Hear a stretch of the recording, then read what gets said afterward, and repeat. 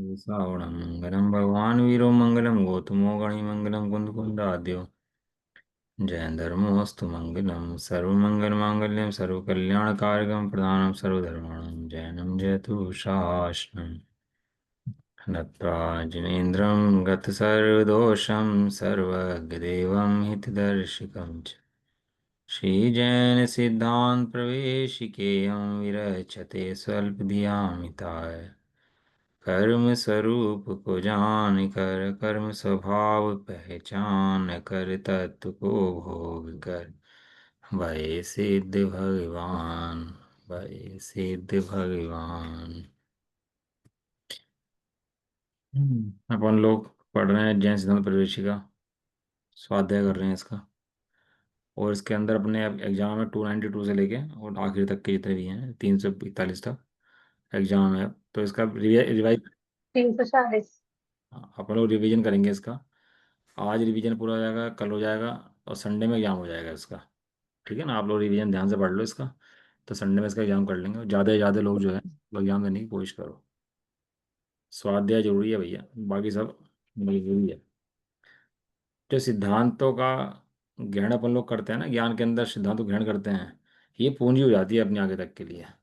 और जिन्हें शास्त्र, ऐसे बहुत जीव हैं जिन्हें स्वाध्याय का पता ही नहीं है, शास्त्रों का पता नहीं है, ये क्या वो चीज़ें होती हैं इनका पता ही नहीं है, तो वे चीज़ सब कुछ करते हुए भी भटक जाते हैं। अपन को सिद्धांतों का ज्ञान तो पक्का होना ही चाहिए, परिपक्व होना चाहिए। मैं इनके सिद्धांतों के बारे में, इन सिद्धांतों के बारे में हमें परिपक्व होना चाहिए, मैच्योर होना चाहिए। कोई भी कहीं भी कोई क्वेश्चन आ जाए तो हमें पता होना चाहिए, क्योंकि ये हमारे सिद्धांत का मूल है। जैसे खाने के अंदर नमक मीठा कहाँ कितना होना चाहिए पता है ना सब, ऐसे ही वो तो भोजन की बातें हैं। यहाँ पर अपने स्वाध्याय की सारी बातें, ये जो चल रही हैं ये सिद्धांत इनका पूरा स्पष्टीकरण होना चाहिए। ये गाथा है अष्टपावड़ की। डोरा सहित सुई नहीं खोती, गिरे चाहे वन भवन, संसार सागर पार हों, जिन सूत्र के ज्ञायक श्रवण। अंजलि जी को याद है, अंजलि जी मुस्कुरा रही है। हैं? डोरा सहित सुई हो तो खोद। मैं उसमें पढ़ती हूँ। खुद मुझसे तो पढ़ते होंगे आप शायद। डोरे में सुई धागा पड़ा हो तो सुई नहीं नहीं खोती। नहीं, वो अच्छा, डोरे में धागा मोबाइल में पड़ा। आता है भैया जी, उसमें पढ़ती हूँ मैं। आचा कुंद कुंद का आता है। हाँ, अष्टपौड़ी गाथा नंबर, सूत्र पौड़ी गाथा नंबर 3। उसके अंदर अगर पड़ा हो ना धागा सुई के अंदर, तो सुई आराम से खोती नहीं है। ऐसे जिनको सूत्रों का पता है वे आराम से संसार में भटकते नहीं है। तत्वार्थ को जो जानते प्रत्यक्ष या जिन शास्त्र से, दृग मोह क्षय हो इसीलिए स्वाध्याय करना चाहिए। प्रशंसा गाथा नंबर 86। श्रद्धा निर्मल हो और दर्शन मोह का भाव हो, इसलिए हमें स्वाध्याय करना चाहिए। जिन आगमों से सिद्ध हो सब अर्थ गुण परिय सहित, जिन आगमों से ही श्रवण जन जान कर साधे सहित।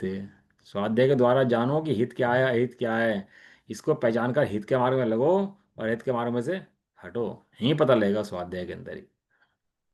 स्वाध्याय से जो जान कर निज अर्थ में एकाग्र हैं, भूतार्थ से वे ही श्रवण स्वाध्याय ही बस श्रेष्ठ है। ने स्वाध्याय करके निर्णय किया है, स्वाध्याय करके तत्वों को जाना है, स्वाध्याय करके अपने हित के लिए समझा है, वो जीव ही श्रेष्ठ हैं।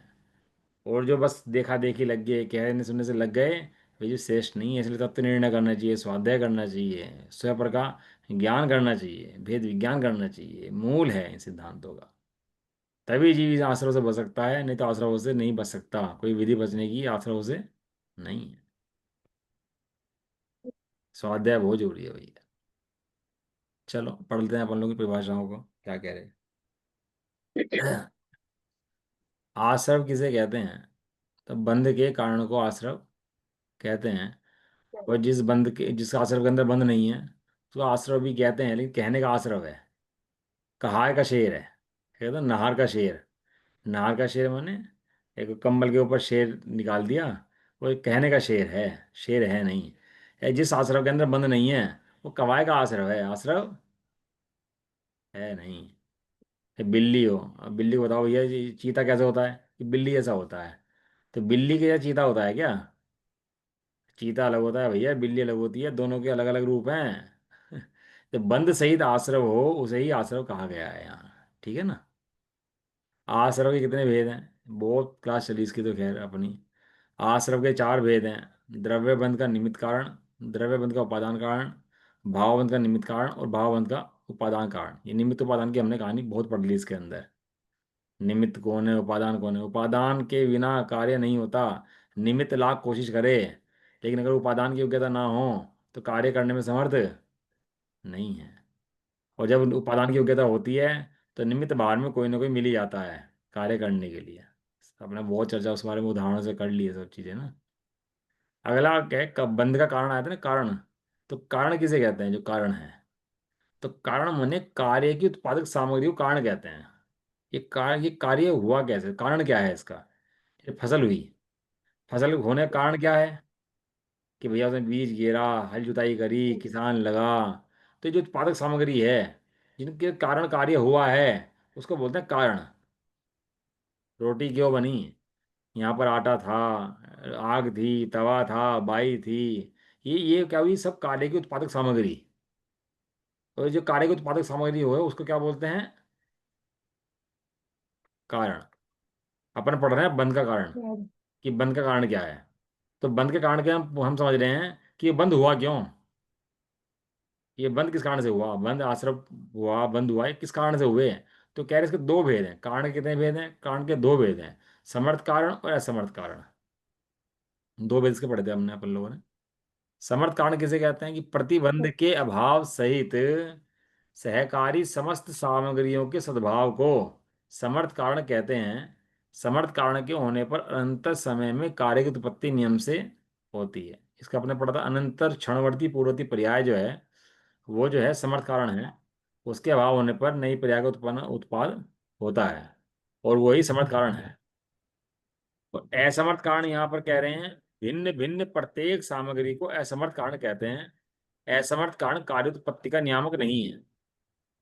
या जो तत्समय की योग्यता है उसको गौण कर दिया है, और जो पूर्व क्षणवर्ती पर्याय का नाश है उसको मुख्य से लिया गया है। आगे भी जो हम पढ़ेंगे इसके अंदर, पूर्व क्षणवर्ती पर्याय वो मुख्य रूप से उपादान कारण के रूप में ली गई है, समर्थ कारण के रूप से ली गई है। क्योंकि उपादान कारण के हम दो भेद पढ़े थे। एक तो पढ़ा था पूर्ववर्ती पर्याय का नाश और तत्समय की योग्यता, क्षणिक उपादान के अंदर, त्रिकालिक उपादान के अंदर नहीं। अनंत पूर्ण क्षणवर्ती और अनंत उत्तर क्षणवर्ती। हाँ, एक तत्समय की योग्यता। तो समर्थ कारण है, असमर्थ कारण है। तत्समय समर्थ कारण क्या है? कि वो उपादान की तत्समय की योग्यता कहो, पूर्व क्षणिक पर्याय का नाश कहो, वो समर्थ कारण है। और असमर्थ कारण जो बाहर में निमित्त आदि हैं वे उसके क्या है? बाहर में असमर्थ कारण। सहकारी सामग्री के कितने भेद हैं? आपने ऊपर पढ़ा था सहकारी सामग्री। कहाँ पर आया था ये? प्रश्न नंबर 26 में। सहकारी सामग्रियां कितनी होती हैं? दो होती हैं: निमित्त कारण, उपादान कारण। सहकारी सामग्री है ना। सहकारी सामग्री माने वहां पर जो कार्य करने में सहकारी है, तो दो भेद हैं: एक निमित्त है, एक उपादान है।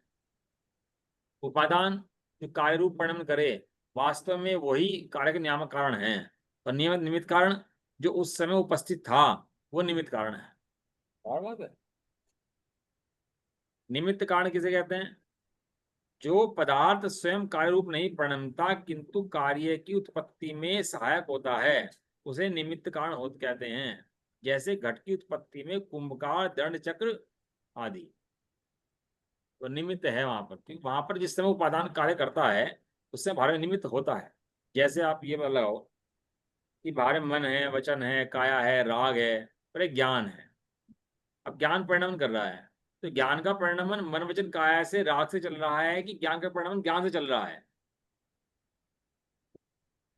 दो वस्तुएं ज्ञान होंगी, का ज्ञान से चल रहा है। ज्ञान हो गया, राग हो गया। राग परिणमन कर रहा है, बंद कर रहा है, सारे सारे काम राग से चल रहे हैं। और ज्ञान का परिणमन चल रहा है, ज्ञान का परिणमन प्रति समय है और राग का परिणमन प्रति समय है। दोनों के परिणमन पढ़ते समय है। तो ये ज्ञान जो राग का परिणाम है ना, वो ज्ञान के कारण कुछ सहायक कर रहा है क्या, सहायता कर रहा हो, कुछ कर रहा हो, तो कुछ करता है क्या ये तो कुछ भी नहीं करता। पर द्रव्य तो कुछ कार्य नहीं करता। पर द्रव्य ना बलजोरी करता, ना कुछ कार्य करता, ना कराता। लेकिन वहां पर जिस समय जीव राग आदि करता है, तो उस समय बाह्य में कोई ना कोई वस्तु निमित्त होती है। तो वो जो निमित्त उस किसी को वस्तु कहते हैं, उसको आरोप दे कहते हैं ये निमित्त है। वास्तव में निमित्त अपने आप में भी उपादान है। निमित्त अपने आप में, प्रधान। निमित्त खुद में भी उपादान है, वो अपना कार्य स्वयं में करता है ना। तो इसलिए वो निमित्त उपादान है। लेकिन कार्य क्या हो रहा है, हम पूछेंगे कार्य क्या हो रहा है। एक जीव के कर्म बंधना, जीव का आश्रम, वो कार्य हो रहा है। एक कर्मों का आना कार्य हो रहा है। दोबारा बोलता हूं, जीव को राग है, जीव को राग है, और राग से कर्म आ रहे हैं। ये कर्म के जत्थे आ रहे हैं ना। प्रति समय बहुत सारे कर्म जीव को आश्रम में आते हैं। एक कर्म नहीं आता प्रति समय, कितने आश्रम कर्म में आ रहे, अनंतों कर्म आश्रम में आते हैं। भाई साहब पता तो हमें लगता नहीं है, हमें दिखते नहीं है। आपने एक शब्द बोला, यहां से मैंने कुछ शब्द बोला, ये शब्द लोग के अंदर कहाँ कहाँ गया मुझे ये बताओ। एक शब्द बोलते ही कहाँ कहाँ गया है शब्द, लोकाकाश। लोकाकाश। कहाँ कहाँ फैला है, कितने किलोमीटर फैल गया। पूरे लोकाकाश। अब भाई साहब ये तो मोबाइल इंटरनेट का जमाना आ गया ना। अब तो समझाना बहुत आसान है ना इन सब चीजों को। कह लिया भैया वो लोकाकाश में सर्वत्र फैल गया, एक शब्द ही फैल गया सारे में। और तुम अमेरिका बैठो तो वहां समझ में आएगा, न्यूयॉर्क बैठो तो वहां समझ में आ जाएगा, चाइना चले जाओ तो वहां से पकड़ में आ जाएगा। वही शब्द है ये कि मेरे मुंह से निकला हुआ, वही आवाज का। जब तो भाषा मिलती है, शब्द मिलते हैं, और उसका वो जो उसका जो भाषा का सब चीज मिल जाती है उसकी, कहते हैं भाई साहब आप बोल रहे हो कोई और बोल रहा है, तो समझ में आ जाता है कि हाँ भाई साहब आप ही बोल रहे हो। ऐसे ही हमें समझ में नहीं आता कितने परमाणु आते हैं। एक राग के परिणाम से अनंत परमाणु आते हैं। परिणाम होगा राग का एक समय का, जीव करेगा राग, तो परमाणु कितने आएंगे, अनंत।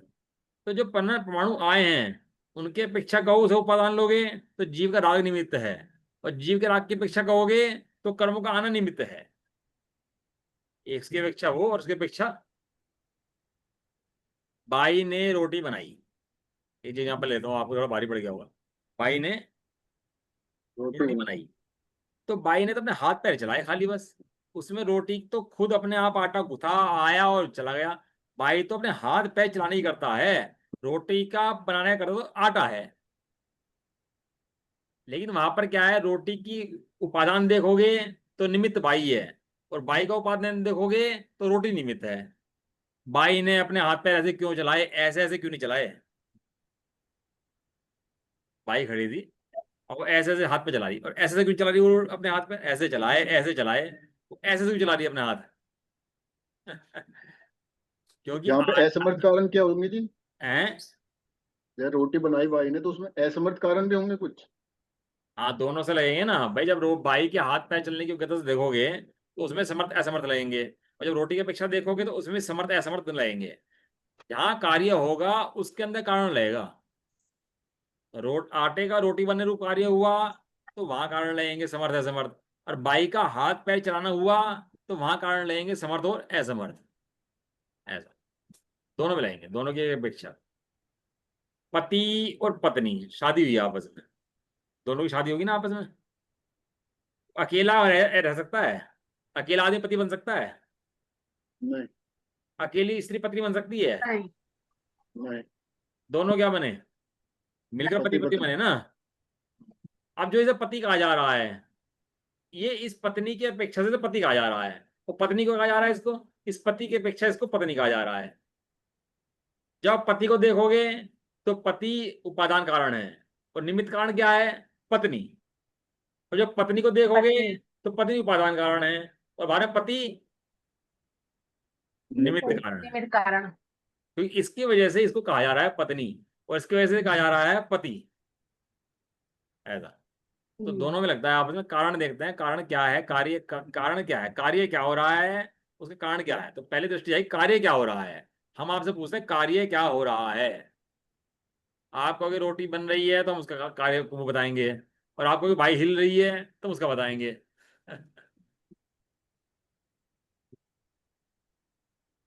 बहुत सी बार तो ऐसा होता है, वो फ्लाइट जा रही है छुट गई। फ्लाइट छुटते ही क्या होता है, उस व्यक्ति के परमाणुओं का गमन वहां पर होने ही नहीं था। वो हवाई जहाज तो उड़ा, टिकट भी था, और टिकट कंफर्म भी था, सारी बातें थी, फ्लाइट छूट गई। क्यों छूट गई भाई फ्लाइट? कि यार हम लेट हो गए। लेट नहीं हो गए, इन परमाणुओं का गमन उस रूप होना ही नहीं था। अब उपादान में योग्यता नहीं थी तो निमित्त ही बाहर में कोई काम कर नहीं सकता, वो चला गया छोड़ करके। ट्रेन छूट जाती है, हवाई छूट जाती है, छूट सकता है ना। चलो अपन तो क्या, चर्चा बहुत हो चुकी है, अब वो विषय मैं उठाना भी बहुत ज्यादा चर्चा का करना नहीं चाह रहा उसको, संक्षेप में ही समझ रहे हैं इसको। निमित्त कारण किसे कहते हैं? जो स्वयं कार्य रूप नहीं परिणमता किंतु कार्य की उत्पत्ति में सहायक हो, उसे निमित्त कारण कहते हैं। है ना, जैसे एक आप सुनार के यहाँ सोना लेगी, पेंडेंट लेगी, उसे कहा भाई इसे बदल दे, इसको तोड़ के कंगन बना दे, तो उसने हथौड़ा दिया, हथौड़ा से बजाया, आग के अंदर गिरा, सब काम कर दिया और कंगन बना दिया उसका। अब उसका पेंडेंट का कंगन बन गया आपका, बराबर है। कैसे बना? कैसे बना? तो इसका मतलब दो हथौड़े कारण से है, हाथ। कार्य से कार्य गला हुआ, हैंडलों गला के। कार्य हुआ, कार्य के दो कारण, समर्थ कारण, असमर्थ कारण। हम्म, अब कार्य हुआ ना किसका? हम्म, पेंडेंट से कंगन बनने का कार्य हुआ, तो दो कार्य होंगे उसके अंदर। एक तो दो कारण होंगे उसके अंदर, एक एक समर्थ कारण, एक असमर्थ कारण, जिसे कहेंगे निमित्त कारण, उपादान कारण।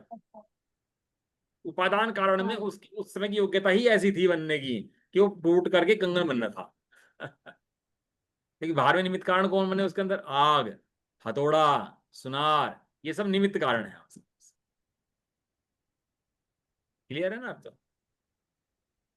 लेकिन जब तक उपादान में योग्यता ना हो तब तक कार्य होने में समर्थ नहीं है। उपादान की योग्यता मुख्य चाहिए ही चाहिए। सम्यक दर्शन प्राप्त करने की योग्यता होगी तो बाहर में देव शास्त्र गुरु निमित्त होंगे, अन्यथा देव शास्त्र गुरु के होने पर भी सम्यक दर्शन नहीं होगा। इसलिए अपनी योग्यता, अपनी पात्रता तैयारी करनी चाहिए। पात्रता होगी तो साधन मिल जाएंगे। गायक होते हैं ना, खिलाड़ी बन गए, गायक गायक बन गए, ये छोटे छोटे गांव के बच्चे बन जाते हैं, सुविधाएं कोई नहीं, और फिर भी पहुंच जाते हैं बहुत ऊपर। वहां उपादान की योग्यता। और इनके जो बच्चे होते हैं उनको सिखाते रहो, बड़े कोचिंग में भेजते रहो, तो कुछ नहीं होता। निमित्त पूरे और उपादान खोटा। समझ में आ गया? आदिनाथ भगवान थे, वे तो उनके उससे पहले तो वहां पे धर्म नहीं था ना कोई, आदिनाथ भगवान से पहले तो खुद ही धर्म चलाया ना उन्होंने तो। निमित्त को कुछ नहीं, हाँ, बहुत और उपादान तैयार, तो वहां कल्याण हो गया उनको अकेले को, 3,999 छोड़ गए। फिर भी उन्होंने अकेले ने उपादान योग्यता से अपनी सब कल्याण प्राप्त कर लिया। और महर्षि के पास निमित्त पूरे और उपादान खोटा। केवल सही है। बाहर की स्थिति बताने के लिए कि बाहर में जो कार्य हुआ है उस समय बाहर में कौन था। वो शेर के जीव मांस खा रहा था तो भी बाहर में मुनिराज थे जिन्होंने उपदेश दिया। ये बताने के लिए और निमित्तों को बताया जाता है कि निमित्त यहाँ पर हैं, निमित्त कार्य करते हैं, ये नहीं बता रहे। क्या कहा? निमित्त कार्य करते हैं ये नहीं बता रहे, निमित्त हैं ये बता रहे। कार्य कहाँ होता है? कार्य तो तत्समय की योग्यता में उपादान में ही होता है ना। जो उपादान को छोड़कर निमित्त के पीछे भागता है, सोचता है निमित्त कार्य कर देंगे, निमित्त मेरा भला कर देंगे, तो उपादान में कार्य नहीं होता। ये है। इसलिए कहते हैं अपना उपादान तैयार करो, खाओ ना पकाओ, अपनी अपने को तैयार करो। जितने साधन मिले हैं, जैसे मिले हैं, तो उपादान अपने तैयार करना चाहिए ऐसा। उपादान कारण किसे कहते हैं? जो पदार्थ स्वयं कार्य रूप परिणमता है उसे उपादान कारण कहते हैं। लिखनी चाहिए परिभाषाएं भैया, बहुत याद करनी चाहिए। ललित जी ने भेजा कल मेरे को एक अच्छा चार्ट बना के भेजा, सिद्धों के अंदर और अपने अंदर क्या अंतर है। 8-10 अंतर उन्होंने भेजे और सारे सही थे, अच्छे। सिद्ध भगवान क्या है, हम क्या हैं, दोनों में फर्क क्या है, कहाँ कैसा है, अच्छा मतलब उन्होंने अच्छा अभ्यास करके वो चार्ट अच्छा भेजा उनको। सही लगा वो चार्ट। तो कह रहे हैं जो पदार्थ स्वयं कार्य रूप परिणमता है उसे उपादान कारण कहते हैं। इसे आप पढ़ लेना, तोड़ तोड़ कर एक एक शब्द बाद में लिख लेना आप और नोट कर लेना, ये बहुत इंपॉर्टेंट परिभाषा है निमित्त की और उपादान की। जैसे घट की उत्पत्ति में मिट्टी, घट की उत्पत्ति में मिट्टी। मिट्टी उपादान कारण है, घट में मिट्टी। अनादिकाल से द्रव्य में जो पर्यायों का प्रवाह चला आ रहा है उसमें अनंतर पूर्ववर्ती क्षणवर्ती पर्याय उपादान कारण है और अनंतर उत्तर क्षणवर्ती पर्याय कार्य है ना। पर हाँ, चलो, अब बंध के भेद चल रहे हैं। द्रव्य बंध किसे कहते हैं? कारमान स्कंदरूप उद्गल द्रव्य का आत्मा के साथ एक क्षेत्रावगाह रूप संबंध होने को द्रव्यबंध बंद हुआ है। बंद माने संबंध हुआ है, कोई उस रूप नहीं हो गया। पति पत्नी का संबंध हुआ है, पत्नी पति नहीं बन गई। पत्नी का स्वतंत्र अस्तित्व है और पति का स्वतंत्र अस्तित्व है, दोनों का संबंध हुआ है। संबंध माने बंद हुआ है। एक मर जाए तो दूसरा अकेले रह जाएगा, वो मर जाए तो वो अकेले रह जाएगा। क्या हुआ है इन दोनों का? बंद। दोनों अलग अलग अलग हैं ही, लेकिन एक वर्तमान में संबंध की अपेक्षा से उसको बंद कहा जाता है। ऐसे ही कर्मों का आत्मा के साथ एक क्षेत्र का संबंध होने को द्रव्यबंध कहते हैं। क्षेत्र क्षेत्र वहां का रूप क्या है जी? एक क्षेत्र अवगाह, क्षेत्र अवगाह माने, अवगाह माने होती है स्पेस, और क्षेत्र माने एक स्पेस के अंदर। ये दोनों एक स्पेस के अंदर रहेंगे कुछ समय के लिए, इसका नाम है एक क्षेत्रावगाह रूप संबंध। जब ट्रेन का टिकट कराया आपने, आपके साथ और भी यात्री थे, जा रहे थे, कुछ समय के लिए साथ रहोगे। ऐसे ही कर्म और तुम कुछ समय के लिए साथ रहोगे, ऐसा। साथ में। भावबंध किसे कहते हैं? आत्मा के योग कषाय रूप भावों को भावबंध कहते हैं। जो आत्मा की कषाय माने मिथ्यात, अवृत्ति, प्रमाद, कषाय और योग, ये जो हैं इनको भावबंध कहते हैं। द्रव्य बंध का निमित्त कारण क्या है? ये कर्म क्यों आए? कि आत्मा ने कषाय करी इसलिए कर्म आए। आत्मा कषाय ना करते तो कर्म भी, कर्म को नहीं आना। एक शब्द दिया कर्म मोक्ष। जैसे आत्मा सिद्ध बना तो जीव का मोक्ष हुआ, एक कर्म का मोक्ष हुआ। तो जीव का मोक्ष तो चलो दिखता है, कर्मों का मोक्ष कैसे हुआ? जब कर्म भी परेशान नहीं होंगे, कर्म बंधेंगे नहीं हवा करके, कर्म भी उस अवस्था में प्राप्त नहीं होंगे, क्योंकि उनका जो निमित्त था वो हट गया वहां से। कर्म मोक्ष, जीव का जीवन मोक्ष, कर्म मोक्ष। कह रहे आत्मा के योग कषाय जो हैं, जो भाव हैं, उनके कारण से द्रव्यबंध कर्म आता है। और द्रव्यबंध का उपादान कारण क्या है? कि बंद होने के सन्मुख पूर्व क्षण में, बंद होने के सन्मुख जो कामांड स्कंद हैं, वे द्रव्य बंध का उपादान कारण है। बराबर है। मिट्टी से घड़ा बनाया और घड़ा थोड़ी देर रखा रहा, 1 साल 2 साल रखा रहा, फिर क्या हुआ उस घड़े का? घड़ा का क्या हुआ? बताओ उसमें क्या? और टूट फूट गया, फिर मिट्टी बन गया। तो कुछ अवस्था के लिए वो साथ में था, पहले भी मिट्टी थी और बाद में मिट्टी है, कुछ समय के लिए घड़ा बना था। ऐसे पुद्गल थे, पहले ही पुद्गल, बाद में पुद्गल, पुद्गलों के अंदर पुद्गल कुछ समय के लिए जीव के साथ सन्मुख आए थे और बंधे थे, अपनी योग्यता से आए थे। वहां निमित्त कौन था? जीव का कषाय भाव। भावबंध का निमित्त कारण क्या है? कि जो कर्म का उदय आया, उसने उसके वजह से भाव हुए, नहीं तो भाव नहीं होते। उदय तथा उदीर्णा अवस्था को प्राप्त पूर्व बद्ध कर्म भाव बंध का निमित्त कारण है, इसको निमित्त कारण कहा जाता है। और भाव बंध का उपादान कारण क्या है? कि भाव बंध के विवक्षित समय से अनंतर पूर्व क्षणति योग कषाय रूप आत्मा की पर्याय विशेष को भाव बंध का उपादान कारण। अभी सर ऐसा कहते समझो, तो मनुष्य कहते हैं जीव है और देव बन के जाकर के हम यहाँ से मरे और देवपति में चले गए। तो देव, अब यहाँ कैसे परिणाम हो रहे? मनुष्य गति जैसे। वहां कैसे परिणाम होगी मुझे? देव जैसे। अब ये सब भूल जाएगा ना यहाँ के तो जितने देव पर्याय गति हैं, धन दौलत मकान दुकान गाड़ी बंगला जितने भी, ये सब भूल जाएगा ना, जब पति पत्नी बच्चे सब भूल जाएगा ना, यहाँ तो याद नहीं रहेगा ना इसको कुछ भी। देवता में चला जाए तो वहां वैसी पर्याय बुद्धि हो जाएगी। ऐसी पर्याय बुद्धि क्यों हुई? कर्मों का उदय ऐसे ही है, इसलिए यहाँ मनुष्य गति का उदय है, वहां देवगति का उदय है। इसमें उसमें उपादान कारण क्या है? उपादान कारण है जीव का जो परिणाम नष्ट हुआ मनुष्य गति का मान्य रूप, और देव गति का परिणाम जो उत्पन्न हुआ मान्य रूप, वो उसका उपादान कारण है। रोज लग गया आपस में दोनों के ऊपर, निमित्त कारण उपादान कारण। भावाश्रम किसे कहते हैं? भावाश्रम क्यों हुआ? भावाश्रम माने जीव का जो आश्रय, वो क्या हुआ, क्यों हुआ? कि द्रव्य बंध का निमित्त कारण और भाव बंध का उपादान कारण, इसलिए भावाश्रय हुआ। ये भाव क्यों जीव के खराब हुए, राग क्यों करा जीव ने? वो जीव की अपनी उपादान योग्यता और बाहर में शरीर कर्म आदि का निमित्त, इसलिए क्या हुआ? और बाहरी तो नहीं पढ़ रहा आप लोगों को, बहुत ज्यादा इजी कर रखा है, लेकिन बाहरी तो नहीं पढ़ रहा ना, पढ़ भी चुके इसको सब चीजों को। नहीं भारी। सही है भैया, सही है। भारी नहीं लग रहा भैया। हाँ बिल्कुल। द्रव्य बंध का निमित्त कारण और भाव बंध का उपादान कारण को भावाश्रय कहते एक्चुअली हैं। एक्चुअली कोई प्रश्न नहीं आ रहा ना, तो इसलिए ध्यान से सुन रहे हैं बस। जी इसके बढ़िया। समझ में आ रहा है। एक खांड रखी है, उसको ना वो बननी, चाशनी बननी है उसकी। अब उसकी उसकी तत्समय की योग्यता क्या है कि खांड को चाशनी बनना है। उसकी योग्यता में क्या है कि 10 मिनट के बाद वो खांड चाशनी बन जाएगी। उसकी उसकी अपनी योग्यता है ऐसी, वो लेके बैठी हुई है, और वो परिणाम उसका वैसे ही होने वाला है अभी। अब ऐसे होने में निमित्त क्या होगा बाहर में? अग्नि या बनाने वाला, अनेकों निमित्त होंगे। कढ़ाई कढ़ाई होगी, खुमचा होगा, जो भी होगा उसका निमित्त होगा। अब वे उसमें अनेकों। निमित्त अपने आप लेंगे स्वयं आगे, क्योंकि क्यों? क्योंकि उसे चाशनी बनना है इसलिए। हमें क्या लगता है, बाई ना हो तो, आग ना हो तो, अरे वो उनकी बात ही कुछ नहीं है। इसे चाशनी बनना है तो इन सबको होना पड़ेगा। मुख्य क्या है वहां पर? वहां मुख्य उसकी चाशनी बनना है। कार्य क्या है? चाशनी बनना।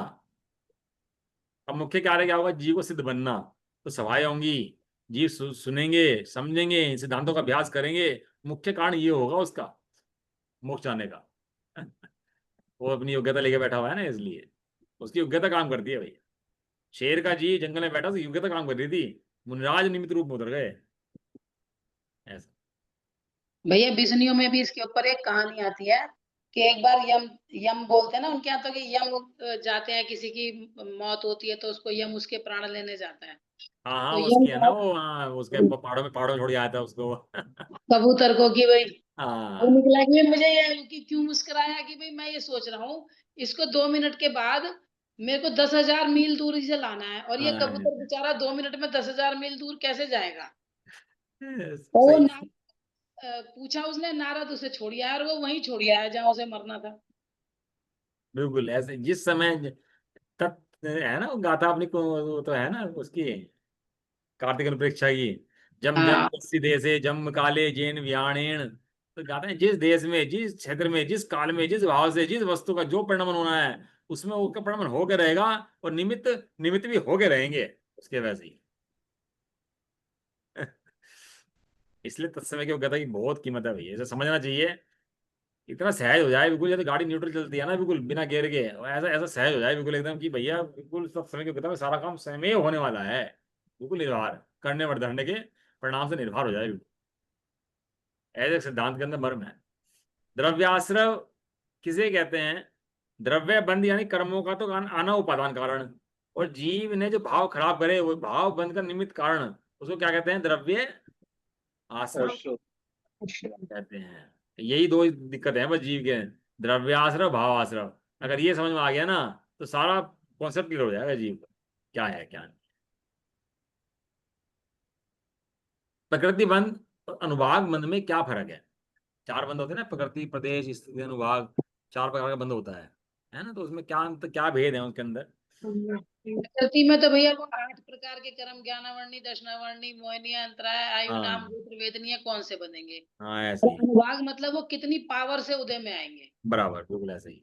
जैसे उसमें एक बहुत अच्छा एग्जांपल मैं अभी इस समय सार जी में देखा था कि अनुभाग का उन्होंने ऐसे बताया कि जैसे मान लो 2 बूंद तेल है, पर वो बहुत खौलता हुआ तेल है, बहुत खौलता हुआ है, हाँ 2 बूंद। लेकिन वो अगर पड़ जाए तो जीव का क्या होगा, तो मतलब उसका अनुभाग इतना तीव्र है कि वो 2 बूंद तेल भी जला देगा, फुका देगा। सही और है। वैसे 10 लीटर तेल पड़ जाए नॉर्मल टेम्परेचर का किसी जीव के ऊपर, तो उसका कोई नुकसान नहीं है, तो उसका अनुभाग बहुत कम है। ये पता नहीं। प्रत्येक प्रकृति के भिन्न भिन्न उपादान शक्ति युक्त अनेक भेद रूप कारण स्कंद का आत्मा से संबंध न प्रतिबंध कहलाता है। और उन्हीं स्कंदों में तारतम्य रूप न्यूनाधिक फलदान शक्ति को अनुभाग बंध कहते हैं। है ना? इसका ये कितना आया, एक तो ये है, कौन सा आया ये है, और क्या फल देगा, ये अनुभाग बंध है। अगला कह रहे हैं समस्त प्रकृतियों के बंध का कारण सामान्यतः योग है, या उसमें कुछ विशेषता भी होती है? तो अपने पढ़ लिया था कौन सी परतें कितने कितने बंद होते हैं, वही बता रहे हैं इसके अंदर।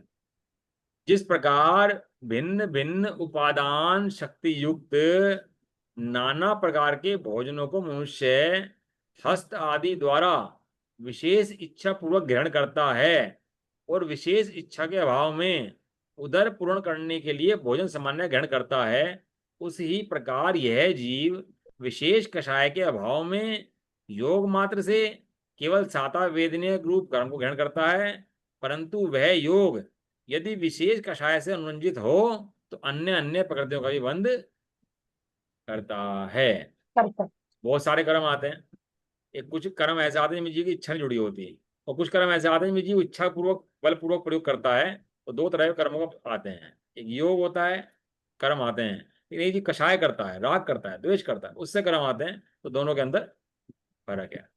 मुनिराज भी भैया आहार इसके करते बारे हैं। में ये भी तो बताया है, जैसे आर्त और रौद्र ध्यान में भी तो यही फर्क बताया है कि आर्त ध्यान में तो क्या होता है कि कोई कर्म की स्थिति बन जाती है तब जीव उसमें दुखी होता है, और रौद्र ध्यान में जीव मन करके उसमें रंजायमान होता नहीं है, नहीं, जैसे वे मान। दोनों तो कषाय भावी हैं, उन दोनों को ऐसे नहीं कह सकते। क्या है कि यहाँ पर सारा जब मुनिराज आहार करते हैं तो उनको उसका आहार का बंध नहीं होता, लेकिन अपन लोग आहार करते हैं तो उसका बंध होता है, क्योंकि वो इच्छा सहित है और वो इच्छा रहित है। सारा खेल इच्छा का है। मारो या न मारो, जीव को है बंध यत्नाचार से, या बंध का संक्षेप है जान लो तुम निश्चय से।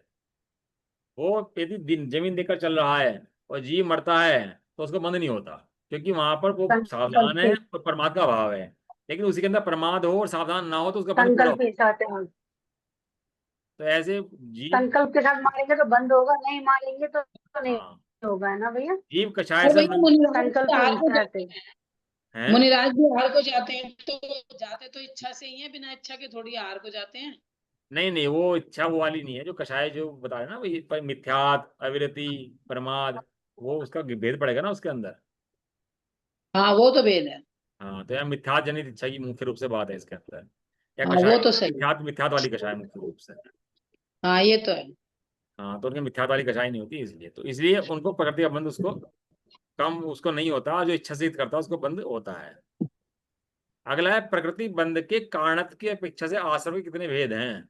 तो प्रकृति बंध के कारण 5 हैं: मिथ्यात, अवृत्ति, प्रमाद, कषाय और योग। यहाँ प्रकृति बंध कह रहे हैं, लेकिन प्रकृति, प्रदेश, स्थिति और अनुभाग चारों का कारण एक ही है। चारों कारण ये हाँ 5 ही हैं। बहुत बढ़िया। वहां मिथ्यात से हो तो उसके अभी अवृत्ति के हो तो उससे, प्रमाद हो तो वे कषाय, और चारों का बंध इससे ही हो जाता है, 5 से। प्रकृति, प्रदेश, स्थिति और अनुभाग कितने आएंगे वो सब।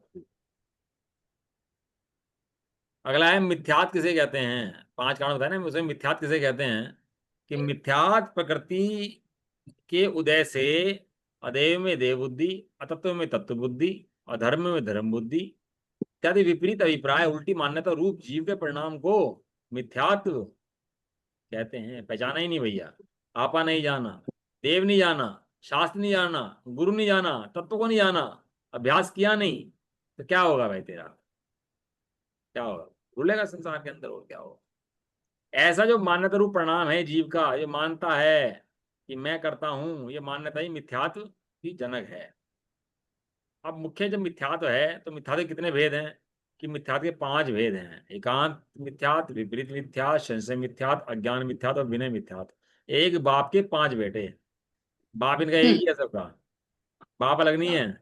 बाप मिथ्यात्व भी है और ये सारे भाई भाई हैं आपस में, कोई छोटा कोई बड़ा नहीं है। ये सारे सब इकट्ठे पैदा हुए भाई हैं, कोई कैसा और कोई कैसा है, चोर चोर मोसरे भाई है सारे हैं। एकांत मिथ्यात्व किसे कहते हैं? अनंत धर्मयुक्त धर्मी के संबंध में यह ऐसा ही है, अन्यथा नहीं इत्यादि एकांत अभिनिवेश अभिप्राय को एकांत मिथ्यात्व कहते हैं। जैसे मोद मतावलंबी पदार्थ को सर्वदा क्षणिक मानते हैं। 2 ने हैं, एक निश्चय ने, एक व्यवहार ने। वस्तु के 2 अंश हैं, एक नित्य और अनित्य है। जो व्यवहार है वो अनित्य को विषय बनाता है, और जो निश्चय है वो नित्य को विषय बनाता है। वस्तु एक है, धर्म 2 हैं, धर्म ठीक है। अनेक हैं, वस्तु एक है। और धर्म दो अलग विरुद्ध, विरुद्ध धर्म है, विरुद्ध, अनेक हैं, विरुद्ध हैं। लेकिन ऐसे विरुद्ध धर्मों को ना जान करके एक धर्म को मानना, उनमें से दोनों में से एक पकड़ लेना, उसको बोलते हैं एकांत मिथ्यात्व। हमें लगता है बहुत। ये तो कुछ बात ही नहीं है, तो क्या पढ़े इनके बारे में, लेकिन वास्तव में इसके अंदर में एक एक के अंदर में निगोद का बीज बैठा हुआ है जीव के लिए। यदि ना समझे ना तो जीव मर के यहाँ से निगोद चला जाए भाई साहब। इन तत्वों के संबंध में बिल्कुल भी गुंजाइश, मिथ्यात का तो अंश भी बैरी का बुरा है, अंश मात्र भी बुरा है इसका तो। इसलिए कहीं अपने अंदर तो ऐसा वस्तु के संबंध में विपरीत मान्यता नहीं है। वस्तु कैसी है? अनेकांत। अनेकांतमयी। वस्तु क्या है? एक एक द्रव्य एक एक वस्तु है। एक एक परमाणु पुद्गल का एक वस्तु है। एक एक जीव द्रव्य एक एक वस्तु है। धर्म द्रव्य वस्तु है। अधर्म द्रव्य वस्तु है। एक एक काल वस्तु है। आकाश वस्तु है। एक एक भिन्न भिन्न वस्तु हैं और एक एक वस्तु के अंदर दो धर्म है, एक नित्य और एक अनित्य है। एक है विरुद्ध धर्म है दोनों के अंदर। तो उनमें से एक धर्म को मानना और एक को ना मानना, ये कौन है? एकांत मिथ्यात्व है। एक को मान लिया पकड़ लिया। जैसे बहुत मतावलंबी सर्वथा क्षणिक मानते हैं और सांख्यमती सदा नित्य मानते हैं। दोनों विरुद्ध धर्म है। विपरीत मिथ्यात्व किसे कहते हैं भैया? सग्रंथ हैं कि निर्ग्रंथ हैं, वस्त्रधारु साधु होते हैं या केवली ग्रासाहारी केवल ज्ञानी हैं, इत्यादि रुचिया श्रद्धा को विपरीत मिथ्यात्व कहते हैं। विपरीत मिथ्यात्व माने ये सग्रंथ को सग्रंथ उसे निर्ग्रंथ मानना, वस्त्रधारी को पूजना, प्रतिमाओं में चंदन तेल लगा दिया उन्हें पूजना, प्रतिमा पे परिग्रह रख दिया तो पूजना, शास्त्रों में मिलावट कर देना, मिलावट करके शास्त्रों को मानना, ऐसी रुचि को विपरीत मिथ्यात्व कहते हैं। भैया काल खराब है, हम कैसे माने सही कौन सा है गलत कौन सा है, कैसे पहचान करें? हमें तो पता नहीं है।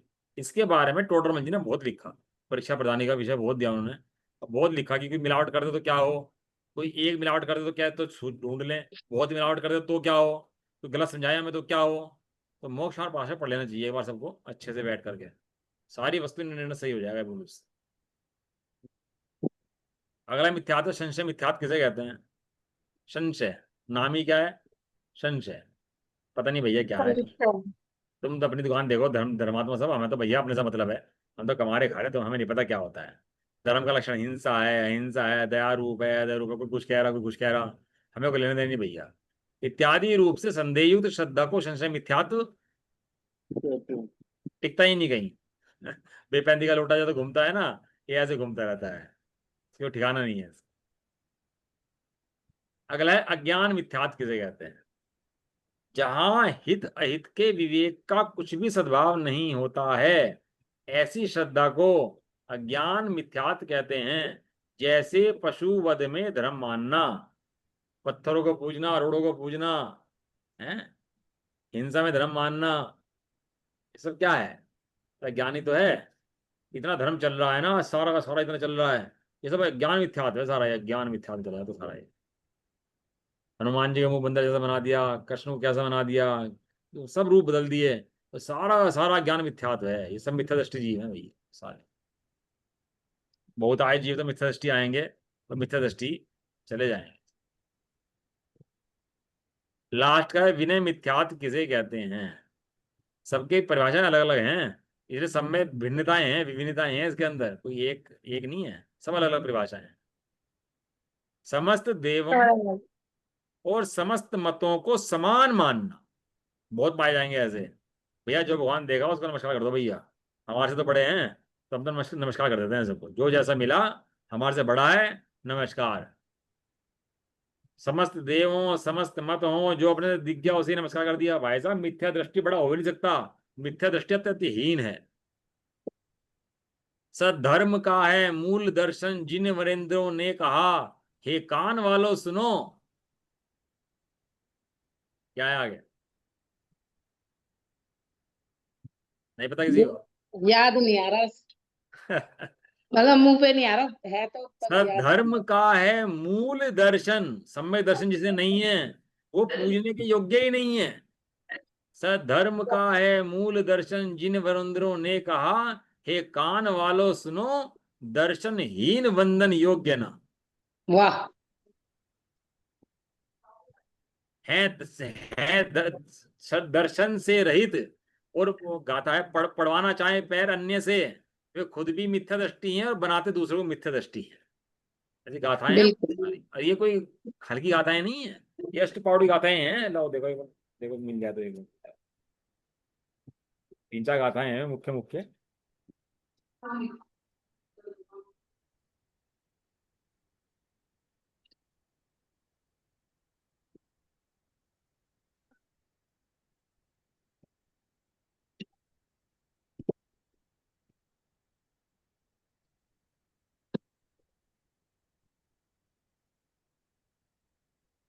इस व्यक्ति असंयमी ना बंद है।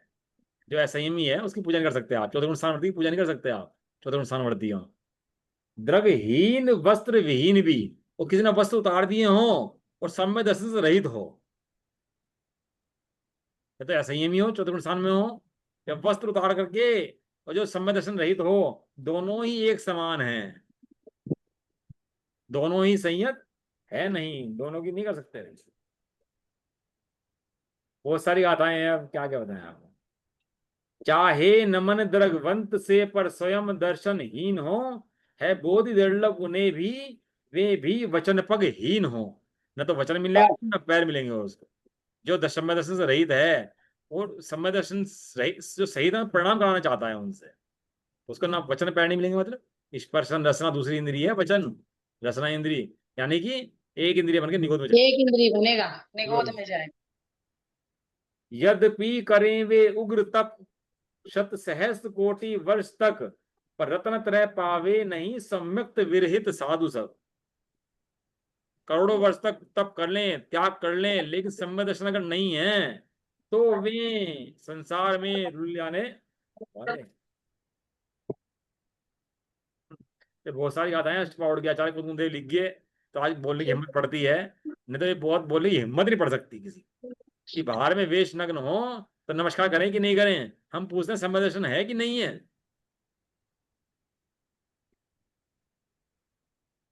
ना वंद ना हो देह की, कुल की ना हो ना जाति की।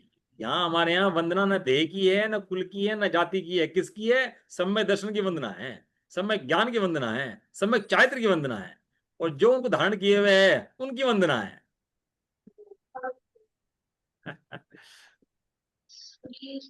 दर्ग भ्रष्ट हैं वे भ्रष्ट हैं, जो सम्यक दर्शन से भ्रष्ट हैं वे भ्रष्ट हैं, उनको कभी निर्वाण ना वो हो। आपने बताया तो था, दर्शन भट्टा भट्टा, हाँ, दर्शन चारित्र भट्टा भट्टा भट्टा न भट्टा।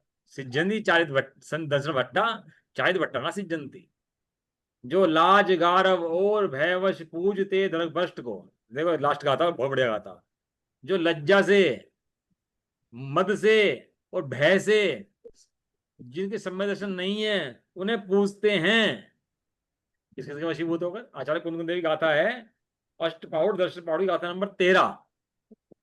जो लाज गारव और भयवश पूजते द्रग भ्रष्ट को, की पाप की अनुमोदना, ना बोधि उनको प्राप्त हो। इसलिए कह रहे भैया सम्यक दर्शन मूल है, जिसे सम्यक दर्शन नहीं है वो पूजनीय नहीं है। अगर उसकी उसके बाद कोई पूजा करता है जान करके भी, सम्यक दर्शन नहीं है, तो वो भी मिथ्या दृष्टि है, वो निगोद जाएगा और सब पूजने वाला भी निगोद जाएगा। ऐसा अष्टपावड़ की गाथाएं हैं, क्योंकि हल्की गाथाएं नहीं है, पत्थर आचार्य की कुंदन देव नाव भी है, लिखते हैं। पत्थर की नाव। हाँ, बिल्कुल। इसलिए भैया सम्यक दर्शन प्राप्त करो, सम्यक दृष्टि की वंदना करो, सम्यक दृष्टि को गुरु बनाओ, और सम्यक दर्शन को आराधना करो। एक सम्यक दर्शन संसार को छेद देता है, और सम्यक दर्शन ना हो तो कोई कारण है नहीं जो संसार को छेद दे इसके। ये संसार ही भ्रमण करेगा, कितने धर्म के नाम पर ढोल बजा ले, कितने पीट ले, कितनी कुछ भी कर ले, लेकिन मोक्ष जाने वाला तो ये नहीं है। कब तक? जब तक सम्यक दर्शन ना प्राप्त कर ले तब तक। पढ़ने चाहिए गणित गाथाएं, वे सब लिख के चले गए भाई अपने लिए। वे तो लिख के चले गए, पता नहीं कैसे लिख के होंगे और कैसे यहाँ तक आ गए अपन लोगों के तक। अब तो ये है कि इनको सारभूत करो और निर्णय स्पष्ट करो अपने। कुछ भी करो निर्णय में अपनी स्पष्ट लाओ, सही क्या है गलत क्या है, इसको स्पष्ट कर लो बिल्कुल अपने लिए। ना लज्जा हो, ना भय हो, ना मद हो, कुछ नहीं। ख्याति लाभ पूजा की चाह ना हो, सही को सही और गलत को गलत कहने की ताकत जिसके अंदर हो, वो मोक्षगामी जी है। चलो जी, कल चर्चा करते हैं बाकी। निज निधि निज में बताए। ये बताइए अंत कौन है इसके लिए वंदना सत्य। देना सत। नौगण नमकार।